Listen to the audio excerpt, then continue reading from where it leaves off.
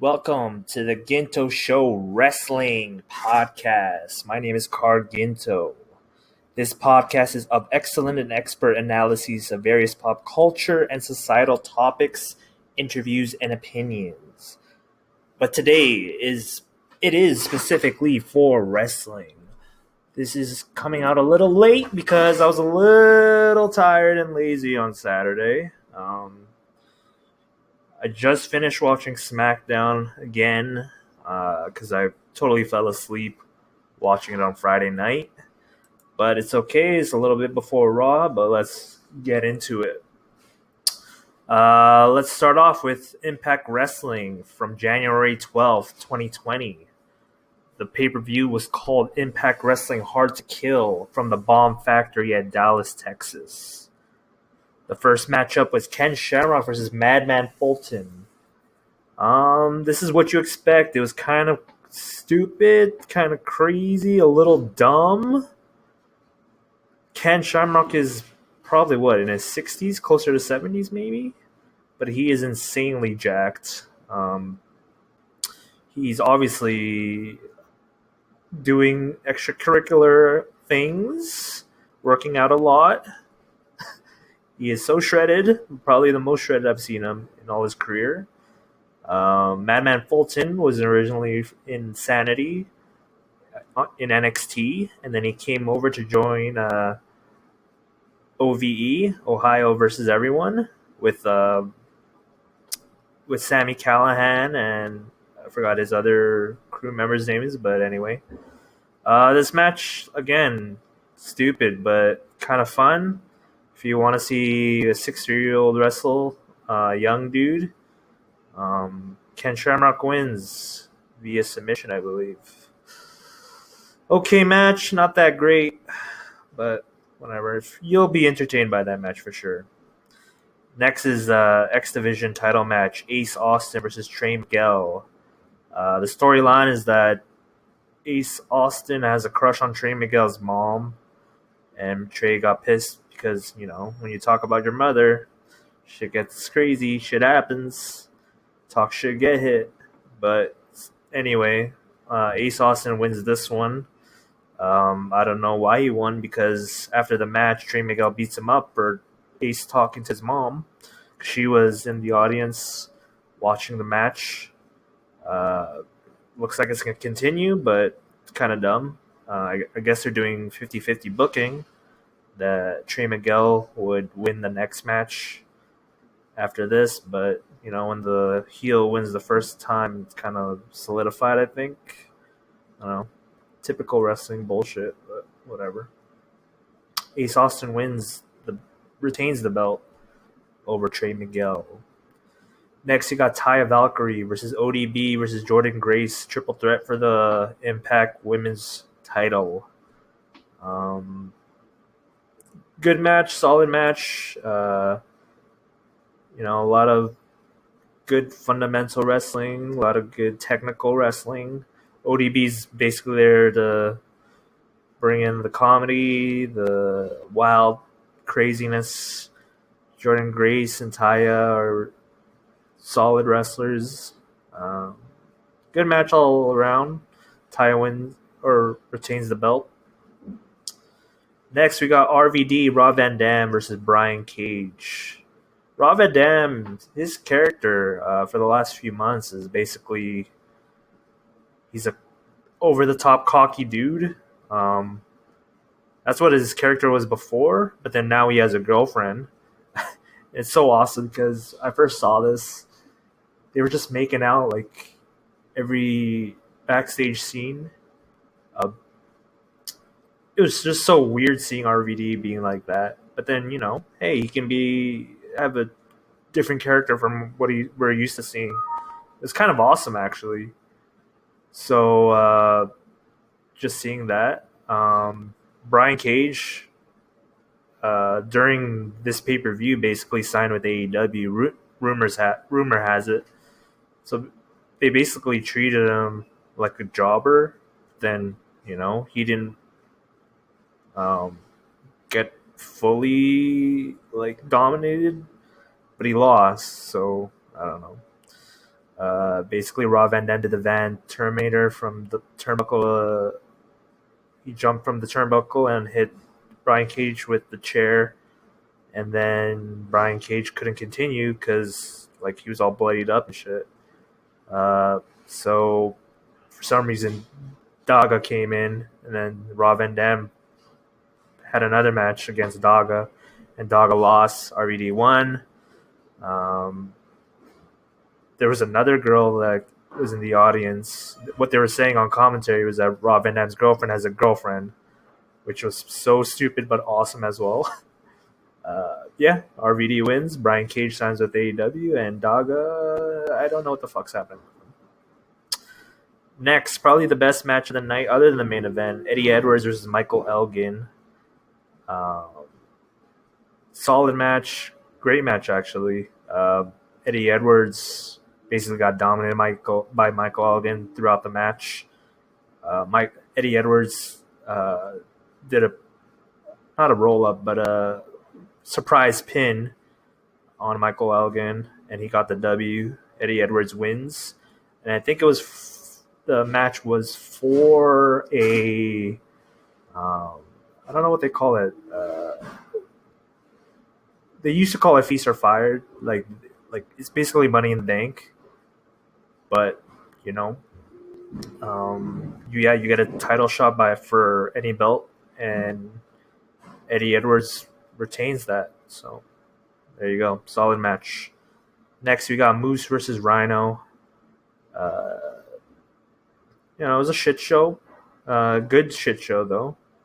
Moose really showcased his character. He dressed up like Macho Man and just started doing all the same moves. Rhino is Rhino, you really only see him for the gore and some belly to bellies. But it was a good match overall. Liked it. Next, we got the North, Ethan Page and Josh Alexander versus Willie Mack, and supposed to be Rich Swann. Then Rich Swann the night before at Battle at the Brewery got really injured, so they did a handicap match for the tag team title still. Willie Mack really showcased himself, had a lot of fun, or I had a lot of fun watching this. Willie Mack, showcased all his moves. But at the end, the North overwhelmed him because it was a 2-on-1, and the North retains the Impact tag team titles. Last match of the night, you have Tessa Blanchard versus Sami Callihan. This storyline has been going on for a long time. Sami Callihan beat Tessa Blanchard at Slammiversary. They had Tessa has been battling OVE, the entire crew, for the past year basically. And Sami Callihan won the belt from Brian Cage a couple months ago. And this set up a rematch between Tessa and Sami, because Tessa entered the match right after the match where Sami beat Brian Cage for the belt. Tessa came in with a lot of scrutiny and criticism and controversy because she tweeted out randomly that, women's wrestlers should support each other. And then Allison Kay came out and said that she said some racist stuff against Tessa. And Chelsea Green came out and said, yeah, Tessa's a bully. Then a bunch of women's wrestlers came out saying that Tessa treated them badly, that she was a bully in the locker room. But, wrestling, there's a stigma. There's a behind-the-scenes stigma that people bully each other. It's like sports. It's like hazing. It's been going on in wrestling for years. It's what's the term called? Oh, they're called ribs. Basically jokes. If you're a new wrestler, you basically have to respect older wrestlers, and you have to do hazing stuff. I know it's like, hey, this is a new decade, a new century. Should really stop doing that, but wrestling has their old school ways, and Tessa Blanchard was allegedly one of these bullies. But anyway, the big deal is that Tessa, if she won this match, she can be the first woman world champion if you consider Impact in that upper tier. She become the first Impact Women's Champion and the first World Champ, female World Champ overall. Like I said, if you believe Impact is in that upper echelons of promotions. Really good match. The best match of the night. Really brutal. The ending saw Tessa doing a bunch of Canadian destroyers, a bunch of what do you call her finisher? Fuck. Magnum. After her stepdad, Magnum TA. It's basically a code breaker from either the top or middle rope and knees Sammy in the face. So after that, Tessa wins the match.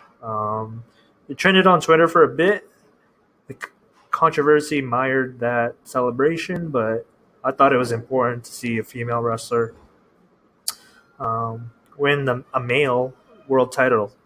But where they go from here, don't know. Will she continue battling men? Will she give a woman a shot?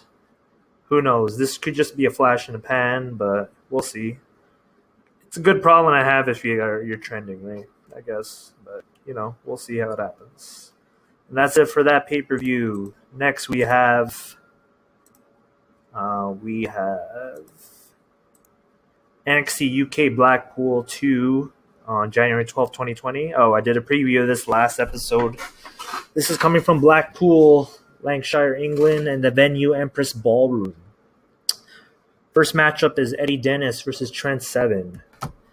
Really solid match for how long they had. I think it was only about 10 minutes. Trent Seven's huge in the UK. He has his own promotion there, Fight Club Pro, I believe. Eddie Dennis is the Progress World Champion, so that brought in a lot of attention as well, even though he didn't have the belt or he didn't defend it. But he is very popular in the UK, so there was some sort of importance in this. At the end, Eddie Dennis wins and Trent Seven loses. Trent Seven's a veteran. I don't know where they're going to go with him for this, but, he's a really good wrestler, really, really good wrestler. But the plans for him, I'm not sure.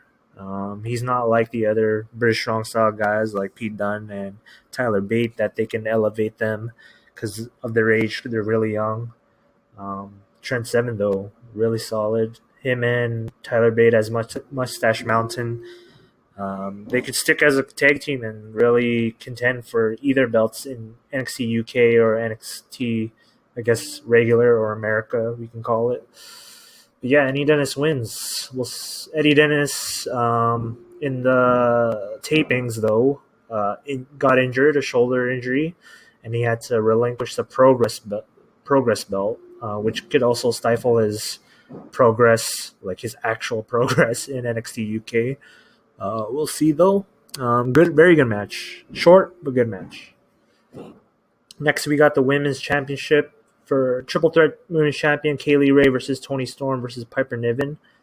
Watching this match, I thought it was awesome. Like, it wasn't like a typical WWE Triple Threat where two people battle, one person's wrestling, and vice versa. They go through every combination you can. But then, no, it was a new school Triple Threat where everybody was in the ring, and then a lot of cool sequences and maneuvers. At the end, Kaylee Ray, though, comes out, and I've been saying this for a long time. Toni Storm should be in either the main roster or NXT America or regular. And Piper Niven, I thought she should win this belt. Just how I was watching the storyline come out. But I think what's going to happen is Piper Niven beats Toni Storm. Toni Storm goes to America. Piper Niven gets a title shot against Kaylee Ray, and then Piper wins the belt. And then you can do whatever you want after that. Next, the best match of the night, I believe, Tyler Bate versus Jordan Devlin. I'm a huge Jordan Devlin fan. He hasn't really showcased a lot in NXT UK, but he has other matches in OTT, Progress, that he's really a really, really good wrestler. And Tyler Bate, everyone knows that he's a really good wrestler. He had really great matches with basically everyone. He has a 5.5-star match against Walter. That was phenomenal. So these guys having a great match, not surprised. So good. I wanted Jordan Devlin to win, but Tyler Bate wins this. He could go for the belt again. I don't know. We'll see. Jordan Devlin, where he goes from here. If Walter ever loses or Jordan turns face, which he has the capability of doing, he could. He's very good, so he could. I want him to win the belt, basically. But Tyler Bate wins, and then we'll see from there. Next, we have the ladder match. I think there's 5 teams in here. We have Gallus versus Grizzled Young Veterans versus Imperium versus Flash Morgan Webster and Mark Andrews. This was a really good triple threat tag match. Not triple threat. Good ladder match. 1, 2, 3, 4 teams. Good 4-team ladder match. A lot of great spots. You got to see it to believe it. Really good match. Nothing more detailed. Just it's a good shit show, like a shit show that is worth watching. But yeah, we see Gallus retain the belts. I personally thought Imperium was going to win to set up Worlds Collide against Undisputed Era, belts versus belts. UK title holders versus NXT regular title holders, but Gallus wins, I guess. Next, we have the main event: Walter versus Joe Coffey. Really long match, really slow. I thought it was solid for what it was. I'm not a huge fan of Joe Coffey, like I said in my preview. I think Walter's great. Walter wins this one, but the most important is that Undisputed Era came in out of nowhere. I mean, no one knew they were in the UK to begin with. And Undisputed Era destroyed Imperium and Walter, which sets up their 4 against 4 match at Worlds Collide. Should be entertaining, should be great. Not a lot of people like this NXT UK Blackpool from the reviews I read, but I thought it was great when I watched it. Give it a chance. It's on the WWE Network or however you guys want to watch it. Not really, not advertising you to steal shit, but these matches are out there. You can get them. You can watch them. Overall, a good event. Better than Impact, I believe. Next, we get into WWE programming. WWE Raw, January 13, 2020, from Lexington, Kentucky, at the Loop Arena. First match is Drew McIntyre versus Randy Orton versus AJ Styles. Drew McIntyre wins this one. Really good match. I mean, these are 3 very great wrestlers. So, it's a Raw match as well. But, if you want to watch Raw, watch this match because it's a real standout from that day. Next, we have Ricochet versus Mojo Rawley, a star-studded jobber match. Ricochet wins this one against Mojo. Ricochet really has no direction. Mojo never had a direction. He's a big guy, smart guy, master's in business admin. Really entertaining dude. He's wild in real life, but never really caught on with the fans. And Ricochet, what can you say about Ricochet? Great performer, but I don't know what's holding him back. No idea. His promos aren't great. That's probably it. But yeah, Ricochet wins. Next is another jobber match: Charlotte Flair versus Sarah Logan. Charlotte Flair defeats Sarah Logan. Typical Charlotte match. Really just dominates, and yeah, figure 4, basically. Figure 8 is what she calls it. Next, we have a promo between Brock Lesnar, Paul Heyman, R-Truth. This was pretty damn funny. R-Truth came in right in the middle. Says he's going to join the Royal Rumble. and win the Royal Rumble.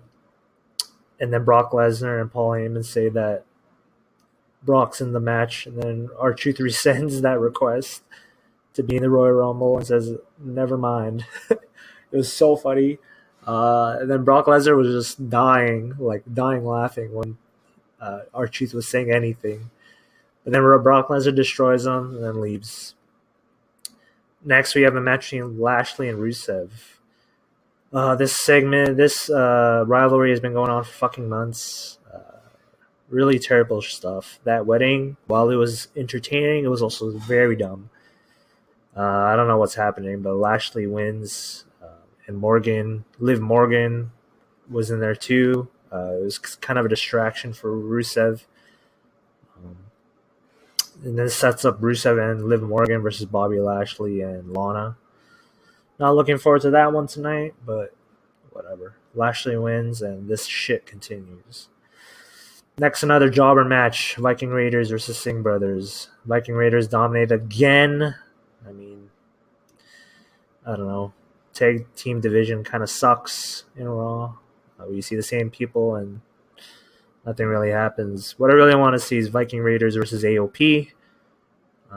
That would be a great match once AOP actually becomes part of the tag team division.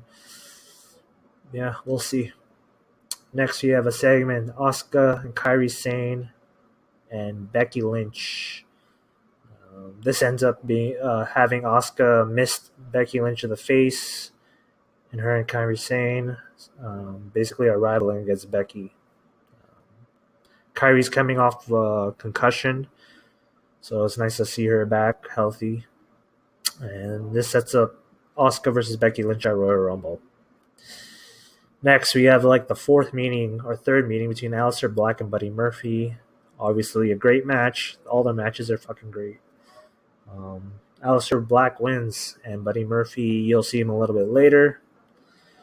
Eric Rowan versus an indie wrestler squashes his ass. Another squash match, typical Raw. And then Eric Rowan has a secret pet in this little fucking cage that's blocked and covered. But yeah, Eric Rowan, don't know what's happening with him. Really dumb gimmick, but he's on the TV.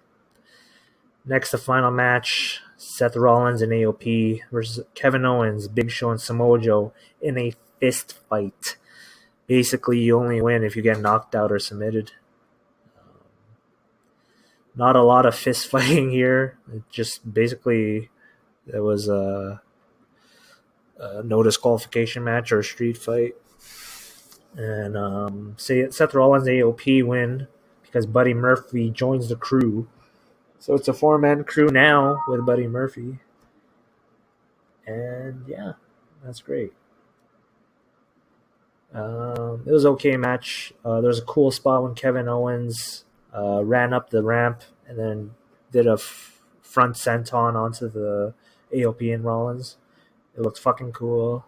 It was trending all over social media because it was such a cool spot. Yeah.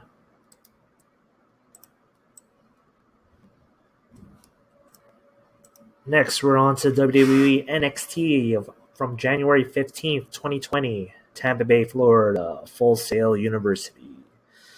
The show starts off with Undisputed Era talking a lot of shit, and then Keith Lee comes out, and then Undisputed Era beat his ass up. And then Keith Lee later on beats up a bunch of people looking for Undisputed Era. The matches, Keith Lee versus Roderick Strong for the belt this week. Excited to see that. Keith Lee could be a huge star once Royal Rumble comes because he showcased a lot when he was in the Survivor Series against Roman Reigns at the end. Big things coming for Keith Lee. Next, we have the first match in the Dusty Rhodes Tag Team Classic. The Broserweights, Matt Riddle and Pete Dunne versus Flash Morgan Webster and Mark Andrews. Really, really good match.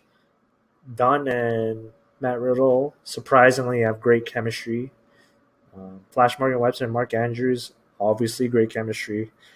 Great tag team match. The Broserweights win. Next, we have the Time Splitters, Alex Shelley and Kushida versus the Grizzled Young Veterans, James Drake and Zach Gibson. Again, another great match. This was a reunion for Alex Shelley and Kushida as the Time Splitters from New Japan Pro Wrestling. They haven't wrestled together in a while. But now they're in NXT. Alex Shelley's in NXT. Really proud to see him. Alex Shelley has been wrestling for years in TNA. He then went to ROH and performed in New Japan. So it's great to see him in the WWE system in NXT. I was shocked when the Grizzled Young Veterans won, though. I don't know what this sets up for the Time Splitters, but I hope they stay together. I love this team. They have such good chemistry. They have good matches with every team possible. And yes, Grizzled Young Veterans are great as well. So, I mean, I'm not mad that they won because they have great matches with all these tag teams. Next, we have Tyler Breeze versus Leo Rush versus Isaiah Swerve Scott for a spot against, what's his name? Hold on a second. What's Angel Garza for the NXT Cruiserweight title for Worlds Collide. Isaiah Swerve Scott wins. This is a great match. Good showcase for Tyler Breeze, Leo Rush, and Isaiah Swerve Scott. Fast pace, a lot of cool spots as usual. Tyler Breeze really excels in NXT. That's why he went back from the main roster, so that's good to see. And Leo Rush and Swerve are always solid. I would love to see the match between them one-on-one because they're good and quick and unique. But I say Swerve Scott wins the spot against Angel Garza. Next, we have the main event, the Battle Royal to crown the new number one contender for the women's title. We have Tegan Nox, Mercedes Martinez, Bianca Belair, Candice LeRae, Vanessa Bourne, Kaden Carter, Mia Yim, Santana Garrett, Io Shirai, Shotzi Blackheart, Xia Li, the returning Casey Canizaro, Shayna Baszler, Catalina, MJ Jenkins, Deonna Purrazzo, Jessie Camilla, Indy Hartwell. This Battle Royal is basically the Mae Young Classic competitors. Newcomers, obviously, Indy Hartwell. She just got into the company. And Shotzi Blackheart from Evolve. The winner, though, was Bianca Belair. She was in a one-on-one match against Candice LeRae, I believe. Yes, against Candice LeRae. Yeah, that was the final two. I wanted Candice LeRae to win, but then it would be face against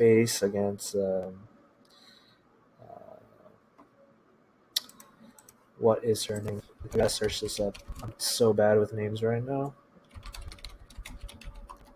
Hold on for a second. Rhea Ripley. Jesus Christ. Yes. Yeah, Bianca Belair wins, so she will face Rhea Ripley for the belt soon. I think it's either at Worlds Collide. No, not Worlds Collide because it's Rhea Ripley versus Toni Storm. This could be this week. We'll see, though. I'm not too sure. But yeah, solid NXT. Always the best WWE show of the week. If you haven't seen NXT, get the network or buy it, or find a way to watch it. Next, we have AEW Dynamite, January 15th, 2020, Miami, Florida, Wasco Center. Hangman Page and Kenny Omega versus the Young Bucks versus Santana and Ortiz versus Best Friends. The winner, and surprisingly the winners, Hangman Page and Kenny Omega. They pinned, I think it was Chuck Taylor from the Best Friends with the combo last shot lariat or buckshot lariat and V-trigger combo. Don't know why. I think they're setting up the turn for Page because eventually I believe he's going to turn on the Elite. And then Bucks and Santana and Ortiz, they have their own rivalry. I'm assuming for life because they're always against each other. We'll see. There's a tag team title match for Page and Omega against SCU this week. We could see the turn. We could see, maybe not, but we'll see. Next, Cody basically accepts the stipulation and challenge from MJF. So that match is set up with a bunch of stipulations. Yeah, we'll see. Next, we have the Brandy Rhodes and Melanie Cruz with Luther versus Chris Statlander and Hikaru Shida. Good match. Not great. I'm not really into these individuals. Hikaru Shida is actually pretty good. Not a fan of Chris Statlander. Don't like Brandy Rhodes and what she's doing with Awesome Kong, but this was a shit show segment last week with the title match. But yeah, they're continuously on AEW Dynamite. Not a big fan, but whatever. Next is a really solid match: Sammy Guevara versus Jon Moxley, and yeah, Jon Moxley wins. I'm a big fan of Sammy Guevara. Really good wrestler, and Jon Moxley, of course. He's a legend now, I think. But yeah, Jon Moxley wins. After that, Inner Circle destroys Jon Moxley, and then Chris Jericho stabs Jon Moxley in the eye. And now Jon looks fucking cool with a bandana over his eye, which is very Matrix-esque. Yeah, good segment. Next, we have MJF, the Butcher and the Blade, with the Bunny and Wardlow versus Diamond Dallas Page, Dustin Rhodes, and QT Marshall. Not a good match. Basically, a bunch of, I don't know. There's cool spots, but not a good match overall. Dustin Rhodes does a bunch of Canadian destroys now. And QT Marshall, he's kind of a wild dude. Really good guy, though. I know he's like the head trainer for AEW prospects. And Dustin Rhodes is good. Solid wrestler still.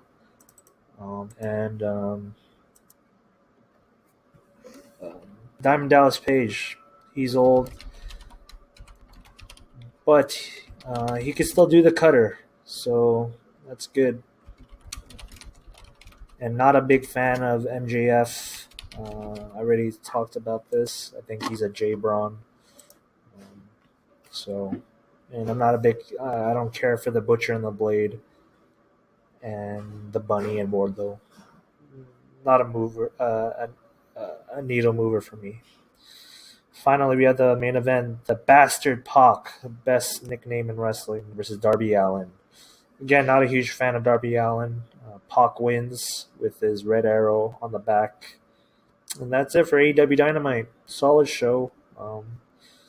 Better than Raw. I mean, everything's better than Raw, though. Not a huge fan of Raw. Finally, we have WWE Smackdown, January 17, 2020, Greensboro, North Carolina, from the Greensboro Coliseum. First segment is the Kane with the Fiend. Kane basically talks shit with the Fiend. The Fiend comes in. Kane gets out of the ring. He's like, swerve. Daniel Bryan comes from behind and beats up the Fiend.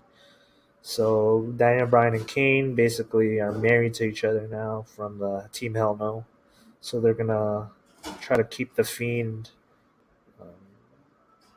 from destroying everybody, basically. Next, we have the returning John Morrison with The Miz versus Big E with Kofi Kingston. Really good match. John Morrison showcased a lot that the WWE hasn't seen. I've been watching John Morrison since he left. He's picked up a lot of good moves, sweet-looking moves, a lot of parkour moves. And yeah, John Morrison beats Big E. Really good match with what's his finisher called?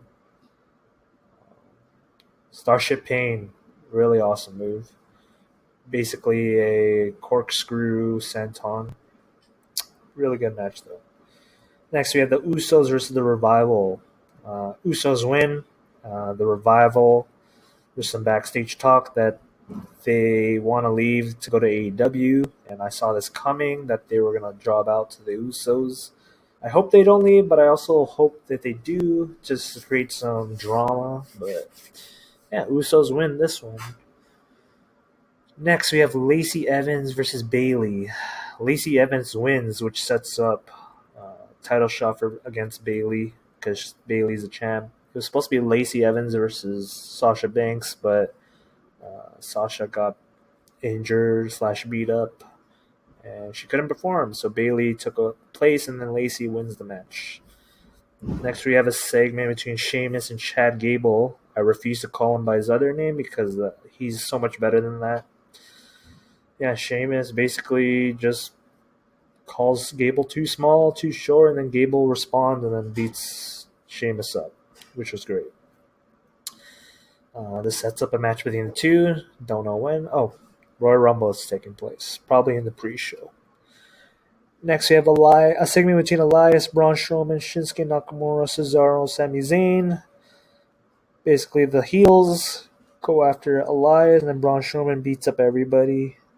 So this could be a tag team match with Strowman and Elias versus Nakamura and Cesaro. Don't know where this is going, but I know the storyline is that Strowman and Nakamura have a title match, and then Strowman could possibly win that title, the IC title. But yeah, next match, Alexa Bliss with Nikki Cross versus Sonya Deville with Mandy Rose. This match ends when Heavy Machinery comes out, distracts Sonya Deville, and then Alexa Bliss gets the pin. Mandy Rose and one of the Heavy Machinery guys, Otis, they have a thing going on, some little comedy, romance. Not really entertained by that, but at least Alexa gets the win. Next, we have the main event, Roman Reigns versus Robert Roode in a tables match. Really good main event. These guys are solid performers. The end comes with King Corbin, Ziggler come in and try to attack Reigns, but then the Usos come and save them. And then Roman Reigns puts Robert Roode through the table with a spear. And that's it for wrestling. I kind of want to talk about the big UFC event. To me, it was a one-match show. It was Conor McGregor versus Cowboy Cerrone. Conor is a huge fucking star. You saw it in the lead-up. Every news outlet covered this fight. A lot of things going on. Because Conor had gone through a lot of legal troubles. And a lot of people started hating him because of his legal problems and his antics. But this fight, throughout the build-up, Conor showed that he is back to being the fighter, the focused fighter, the fighter that we saw when he first came into UFC, hungry. He was disciplined. He says he didn't drink for 3 months. And as a guy who likes to drink, like myself, 3 months is huge. The last time I drank was January 1st. That was 19 days ago. So that's a big accomplishment for me. And 3 months without drinking for that guy, Conor, huge.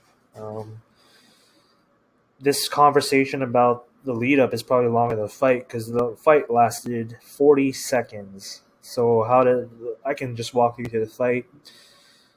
So the match starts. Conor throws a left straight, and then Cowboy ducks it. When he ducked it, he kind of gets hit by Conor's knee, the left knee, and then they get into a little grappling. Conor starts using his shoulder to drive it into Cowboy's face. And then you can see, right away that Cowboy gets affected by it. And then once they break off, you see that his nose is broken. They were like, what the fuck? So they get into the stance against each other. Cowboy throws a left high kick. And then Conor blocks it. And right after, Conor throws his left high kick, rocks Cowboy. And then Conor goes in for strikes up against the cage against Cowboy. Connor literally lands all the punches against Cowboy. And then eventually they stop the fight. 40 seconds in, everyone goes fucking nuts. Connor calls out all the welterweights, which sets up a lot of matches for him. He can go against Usman. He can go against Masvidal. After the match, Floyd Mayweather wants a match against Connor again, so that sets up a rematch. Pacquiao wants Connor. So this win does a lot for Connor. He can do boxing. He can do MMA. He can have a lot of huge matches. He can have a rematch against Khabib. He can get Gaethje. He can have Nate Diaz. This win did a lot for him. Not sure where they're going to go first, but I think another boxing match would be awesome. Pacquiao, I would love to see that. I think that would be huge because that would bring in the huge Filipino crowd, and I would love watching this with like either my family or all my friends because most of them are Filipino. Yeah, a lot of great possibilities with Connor. But yeah, let me get into my plugs. This is it for the wrestling recap, week number 2. Let's get into my plugs. My Instagram is Carginto, Snapchat Carutray, Facebook Carginto. This podcast, The Ginto Show, is on iTunes, Google Play, Spotify. iTunes is also called Apple Podcasts, by the way. You can find this on Podbean, obviously. Also on YouTube, Castbox. Just follow The Ginto Show. Google it. I will be back with another podcast, either wrestling or the main podcast with the guests. But we'll see. I'll let you know. Please like, subscribe, share with everybody. This is the Ginto Show, wrestling. My name is Car Ginto. Thank you. Bye-bye.